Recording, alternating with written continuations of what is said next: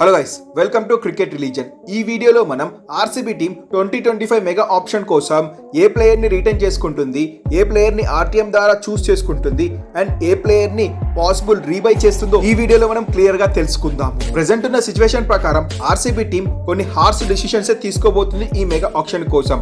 ఆ జట్టులోని core senior batsmen కు ఉద్వాసన పలకబోతుంది. అందులో ముఖ్యంగా Faf du Plessis, Glenn Maxwell వీళ్ళిద్దరిపై వేటు పడబోతుందని తెలుస్తుంది. ఇప్పటికే ఫ్యాఫ్ డు ప్లెసిస్ కి 40 ఇయర్స్ వచ్చాయి అండ్ ఆర్సీబీకి ఒక ఫ్యూచర్ కెప్టెన్ కావాలి అంటే ఒక మంచి యంగ్ కెప్టెన్ కోసం వెతుకుతున్నారు. ఈసారి ఎల్ఎస్జీ జట్టు నుంచి కేఎల్ రాహుల్ గనక ఆప్షన్ లోకి వస్తే ఖచ్చితంగా ఎలాగోలాగా కేఎల్ రాహుల్ ని తగ్గించుకోవాలని ఆర్సీబీ జట్టు చూస్తుంది. సో కేఎల్ రాహుల్ ని కొనాలంటే ఖచ్చితంగా పర్స్ లో కొంత ఎక్కువ అమౌంటే ఉండాలి.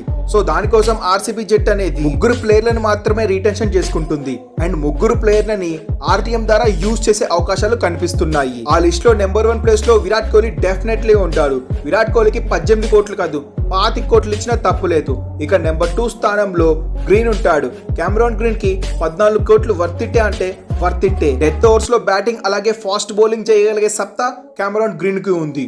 సో డెఫినెట్లీ సెకండ్ ప్లేస్ లో 14 కోట్లకి గ్రీన్ వర్తిట్టే. నెంబర్ 3 పొజిషన్ లో 11 కోట్లకి Will Jacks అర్హుడే.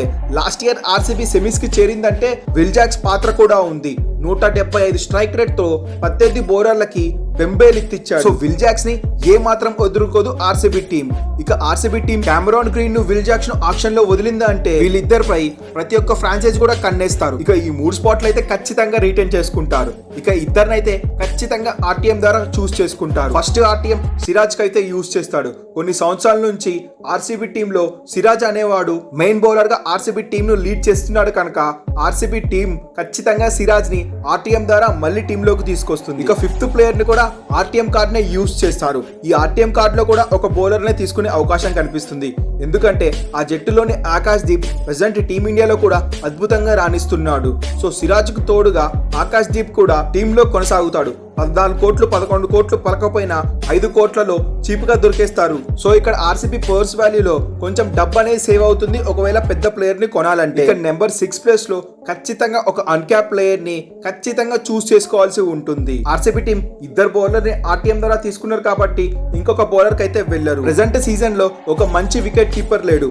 So RCB team కు అనుజ్ రావత్ రూపంలో ఒక uncapped wicket keeper cum batsmen అనేవాడు ఖచ్చితంగా బ్యాకప్ లో ఉన్నాడు. ఒక బౌలర్ కన్నా ఒక బ్యాట్స్మెన్ కమ్ వికెట్ కీపర్ ని తీసుకుంటే ఆర్సీబీ జట్టుకు మంచి హెల్ప్ఫుల్ అవుతుంది. అనుజ్ రావత్ కూడా మిడిల్ ఆర్డర్ మంచి బ్యాటింగ్ చేసే సత్తా ఉన్న ఆటగాడు. సో ఆర్సీబీ టీం 6 రిటెన్షన్స్ లో Virat Kohli, Cameron Green, Will Jacks, Anuj Rawat లు కనుక చూస్ చేసుకుంటే 57 కోట్ల రూపాయల పర్స్ వాల్యూ ఖర్చు అవుతుంది. ఇక ఆర్సీబీకి రిమైనింగ్ 63 కోట్ల రూపాయల పర్స్ వాల్యూ మెరుగుంటుంది.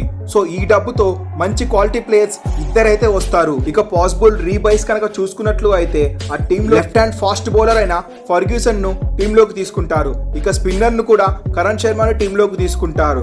ఇక మంచి ఇండియన్ మిడిల్ ఆర్డర్ బ్యాట్స్మెన్ కోసం పట్టిదర్ ని కూడా టీమ్ లోకి తీసుకునే అవకాశాలు ఎక్కువగా కనిపిస్తున్నాయి. సో నా అనాలిసిస్ ప్రకారం ఆర్సీబీ టీం ఈ ప్లేయర్స్ ని రిటైన్ చేసుకొని ఆర్టీఎం ద్వారా ప్లేయర్ ని మళ్ళీ రిటైన్ చేసుకుంటే ఒక మంచి పర్స్ వాల్యూ మిగిలింటుందని నా ఒపీనియన్. గైస్ మరి మీకేమనిపిస్తుంది? ఆర్సీబీ టీం ఏ ప్లేయర్ ని వదిలేయాలి, ఏ ప్లేయర్ ని రిటైన్ చేసుకోవాలి అన్న విషయం పైన కింద కామెంట్ చేయండి. And next A team retentions పైన వీడియో చేయాలో కింద తప్పక కామెంట్ చేయండి. అండ్ ఈ వీడియో మీకు నచ్చినట్లయితే ఒక లైక్ చేయండి. మరిన్ని ఇంట్రెస్టింగ్ ఐపీఎల్ ఫ్యాక్ట్స్ కోసం మన ఛానల్ ని సబ్స్క్రైబ్ చేయడం మాత్రం మర్చిపోకండి. Thanks for watching cricket religion Telugu.